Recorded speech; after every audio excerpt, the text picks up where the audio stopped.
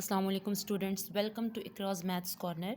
आज हम लोग क्लास 9 चैप्टर 12 थ्योरम 12.4 के ऊपर डिस्कशन करेंगे। 12.4 में आप लोगों ने एंगल बाय सेक्टर के ऊपर पॉइंट अगर हो तो उसको तुम लोगों ने शो करना है कि उसकी आर्म तक का डिस्टेंस जो है वो सेम है, सेम एज इट इज़। तुम लोगों ने 12.1 में प्रूव किया हुआ है कि अगर कोई राइट बाय सेक्टर है और उसके ऊपर कोई पॉइंट है तो वो इक्वी डिस्टेंट है उसके एंड पॉइंट। ये एंगल बाइसेक्टर है और वहाँ पर हम लोगों ने राइट बाइसेक्टर की डिस्कशन की थी। वहाँ पर हम लोगों ने पहले राइट बाइसेक्टर की डेफिनेशन लिखी थी। यहाँ पर भी सबसे पहले एंगल बाइसेक्टर की डेफिनेशन आनी चाहिए तुम लोगों को, उसके बाद हम अपने गिवन की तरफ जाएंगे। तो गिवन में पहले एंगल बाइसेक्टर की डेफिनेशन ही आप लोग लिख लो, ठीक है। स्टेटमेंट, उसके बाद फिगर बनाएं, उसके बाद गिवन की तरफ जाते हैं। तो गिवन में आप लोगों के पास सबसे पहले है एंगल बाइसेक्टर। पता होना चाहिए कि एंगल बाइसेक्टर क्या होता है। एंगल बाइसेक्टर बोलते हैं कि गिवन एंगल को, ऐसी लाइन जो गिवन एंगल को दो इक्वल एंगल्स में डिवाइड करे। ऐसी लाइन जो गिवन एंगल को दो इक्वल एंगल्स में डिवाइड करे। इसका क्या मतलब है कि फॉर एग्जांपल आप लोगों के पास ये 90 का एंगल है, तो वो 90 के एंगल को दो इक्वल एंगल मतलब 45 में डिवाइड करे। तो ऐसी लाइन को हम लोग क्या बोलते हैं, एंगल बाइसेक्टर। ठीक हो गया। तो इधर आप लोगों के पास ऑफ कोर्स हम लोगों ने एक जनरल एंगल लिया हुआ है। हम लोग सपोज कर लेते हैं कि ये लाइन जो बी डी है ये एंगल ए बी सी को दो इक्वल एंगल में डिवाइड कर रही है, ठीक है। क्योंकि उसने मेंशन किया हुआ है any point on the bisector of an angle, कि कोई पॉइंट उस के एंगल बाइसेक्टर के ऊपर लाई करता है। तो हम लोग मेंशन करेंगे कि इसमें जो आपके पास बाइसेक्टर वाली लाइन है वो कौन सी है, बी डी। तो हम लोग मेंशन करेंगे कि B D is the bisector of angle A B C. B D is the bisector of, यहाँ पर बहुत सी बच्चियाँ कॉमन मिस्टेक करती हैं कि B D is the right bisector. तो ये यहाँ पर गलत आप लोग करते हो। बी डी इज़ द, या तो एंगल बाइसेक्टर लिखो या फिर बाइसेक्टर लिखो। B D is the bisector of angle A B C such that, इसका क्या मतलब है, सच दैट एंगल अगर ए बी सी है तो such that angle 1 is congruent to angle 2।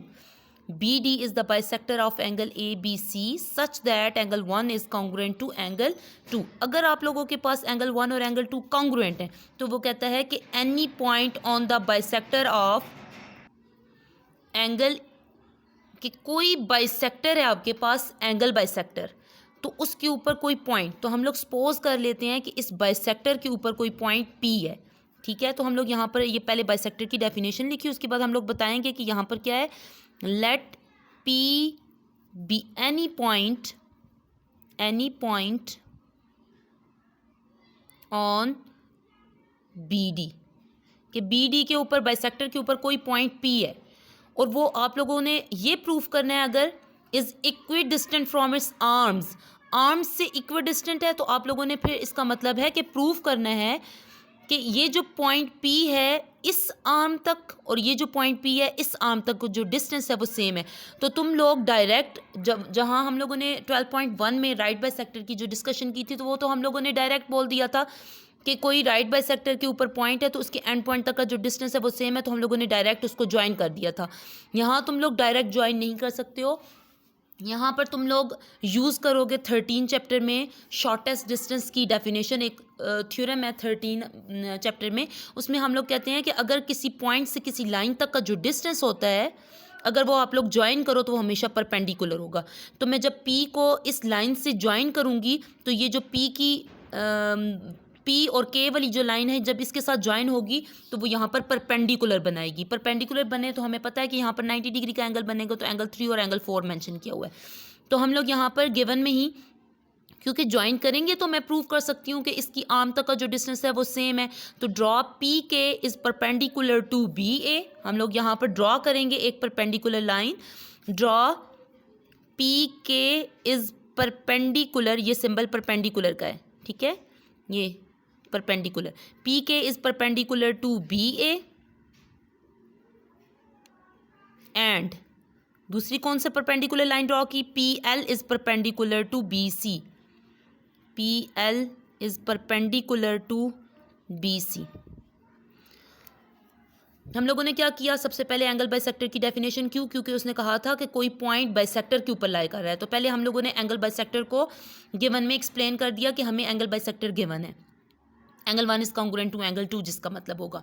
फिर वो कहता है इस बाइसेक्टर के ऊपर कोई पॉइंट पी लाई कर रहा है इस तरीके से कि उसकी आर्म तक का जो डिस्टेंस है वो सेम है, ये तुम लोग प्रूव करो। तो हम लोगों ने क्या प्रूव करना है, पी के और पी एल ये आपस में कॉन्ग्रुएंट है, मतलब अगर ये 3 सेंटीमीटर है तो ये भी 3 सेंटीमीटर है, तो हम लोगों ने प्रूव क्या करना है, P K is congruent to P L, ये हम लोगों ने प्रूव करना है। इसके लिए कंस्ट्रक्शन की नीड नहीं है क्योंकि सामने 2 ट्राइंगल्स नज़र आ रही हैं, एक ट्राइंगल पी के बी नज़र आ रही है, एक ट्राइंगल पी एल बी नज़र आ रही है। इन दोनों के दरमियान में 1 to 1 करस्पॉन्डेंस लेंगे हम लोग।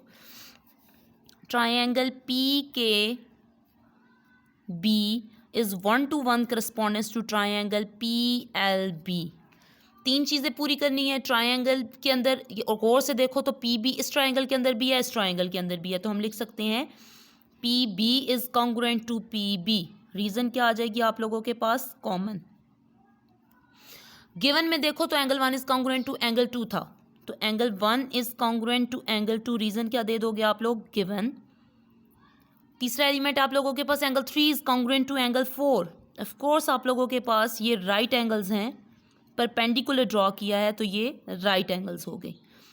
तो ऑफ कोर्स 3 चीज़ें पूरी हो गई, तो 1 to 1 करस्पॉन्डेंस किस में चेंज हो जाएगी, कॉन्ग्रुएंसी में। Triangle P L B, postulate की तरफ जाते हैं। पोस्टुलेट, इन तीनों वैल्यूज़ को उठाओ और इसके फिगर के ऊपर प्लॉट करो तो आपको नज़र आएगा पी बी, एंगल 1 और एंगल 3, साइड एंगल एंगल। कौन सा पोस्टुलेट बन रहा है, साइड एंगल एंगल या एंगल एंगल साइड पोस्टुलेट। जब 2 ट्राइंगल्स कॉन्ग्रुएंट हो जाती हैं तो इसका मतलब है उसकी बाकी सारी साइड्स, सारे एंगल्स आपस में कॉन्ग्रुएंट हैं। तो हम लोग लिख सकते हैं उसके मुताबिक P K is congruent to P B, of course लिख सकते हैं P K is congruent to P L.